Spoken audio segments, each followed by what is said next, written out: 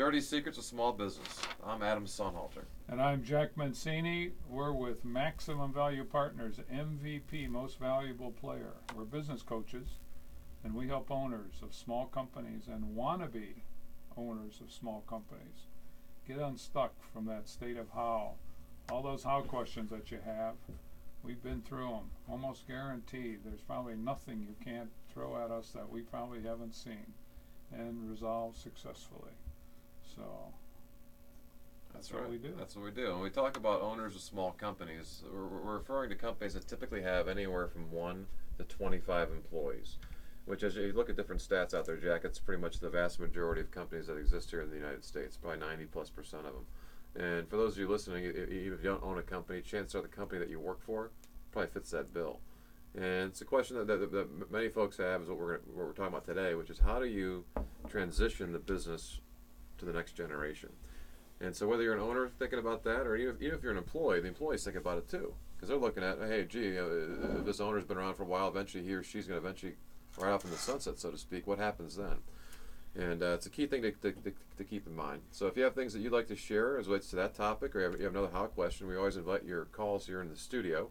We're here every Monday from noon to 1 p.m. live, or 1 p.m. Eastern. We're live in the studios. The number here is 440-946-9468. Again, it's 440-946-WINT. So we're talking. Okay, at the break we were going to talk about how you make this transition.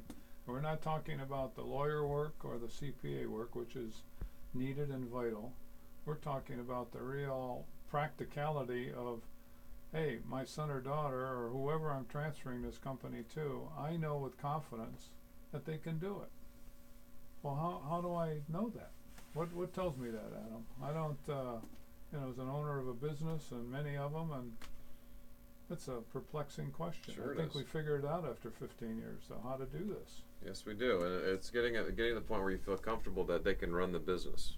And that means a lot of different things. It doesn't necessarily mean that they're going to be the expert when it comes to the product or service, but often that's how some of the training starts to happen. But really, from our standpoint, it's the business side of business. Okay, let me stop you there for a minute. The product or service. So every company has a product or service. That's how they identify themselves. And the owner of the company might have been or is perhaps an engineer, or it doesn't really make any difference if it's formal. They have knowledge usually of that product service. Somewhere along the line, that's what they've gained, and they've been fortunate enough to build a company around that product or service. Now they have a son or a daughter who they're going to transition this to. Well, those sons and or daughters aren't going to have the same knowledge base that the owner, the founder of the company started.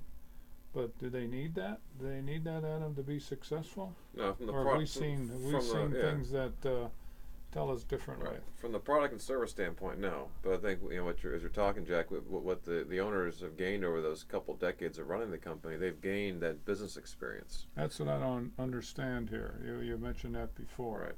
What does that mean, business experience? So, big picture standpoint, how do you find and retain customers? So how do you grow the business that way? By being able to add more customers or keep customers that you have. How do you determine how you set your selling price for your product or service? How do you find, train, and keep good people? Yeah, those are a bunch of how questions. Yeah. We'll keep going with those how questions because they're. How do you make valid. sense? How do you make sense of the numbers?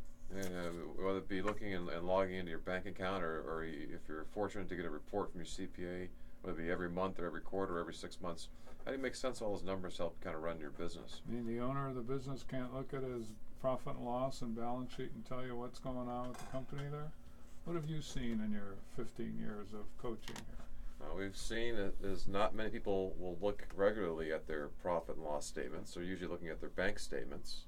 They may look a little bit at their balance sheet in terms of, besides just the cash in the bank, they may look at their receivables, maybe their payables, but they aren't seeing the whole picture typically. And it's not their fault. They have a bunch of other things that they're working on. Usually the problem is they don't have anybody giving them good guidance on how to make sense of all these numbers to see all the activity that goes on through those numbers. So they don't know if they have a profit or not? How do they tell the children that we're assuming we're going to transfer this company to children? How do they tell their children that they're doing well or not if they don't know if they're making profit? Well, usually if they have money in the bank, or if they're debt free, they'll use different measures from that standpoint. If they're paying all their bills, if they're saving some money, if they're putting money aside for their retirement. I always like to use that word to get some angst out of you and poke you a little bit. Retirement. Well, what word is worse than retirement is semi-retirement. Semi-retirement, yeah. Means everyone does things half-assed. If you put semi in front of everything, that's right. That's right. Except I guess a real semi, but so yeah. They aren't really gone. You're there, usually causing trouble. That's so a good visual. If you put yourself in front of a semi, that's what you think about, right? That's not a good visual either. The 18-wheeler come and run you down. That's what you don't want to have happen. So that business knowledge, and again, that business knowledge that this owner, again, if starting day one, if it's similar to the scenario you're painting, Jack, where they were very good at the product or service, they've had a chance over those decades to learn some business stuff, but the company is different today than it was when they first started. And so, one of the big concerns is often, well, how do I take all this information I've got in my head, and how do I put a siphon over to their head and do it? And many of them will do it very quickly. Oh, wait a minute. If they're Star Trekkies, they can do a mind melt. They'll have learned how to do that. Okay. That's right. So the problem will be solved. Yes. No, but that's the Star Trek version of osmosis, right? That's right. We know that won't happen. So how do they figure out what to transfer over, how to do it, and the timing of it? Because often what we see and hear is, hey, there's a story that happened 17 years ago, and the owner wants to tell the next generation about it, but it has no context at all because the current circumstances have nothing to do with what happened 17 years ago. But I want to make sure I tell you about that, Jack, so when it does come up, you've been forewarned about it, right? Because it's hard for that next generation because they're sitting there drinking from the fire hose. All this information keeps coming at them so fast, they aren't sure how to orient or know what's key or important either. And how do you know that they're getting it? So again, letting it out, knowing what to talk about, how to let it out to them, and then knowing that they've gotten it. That's a hard situation for business owners, and to know when their sons or daughters have it. In fact, I think so many of them really shy away from that question. They don't even think like that.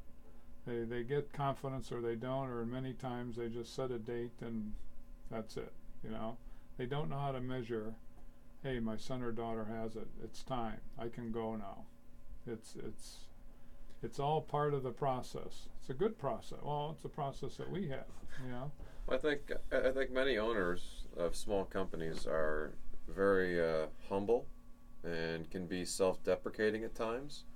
And they're very proud of their kids, if it happens to be their kids. Say, look, they're smarter than I am. They can figure this stuff out.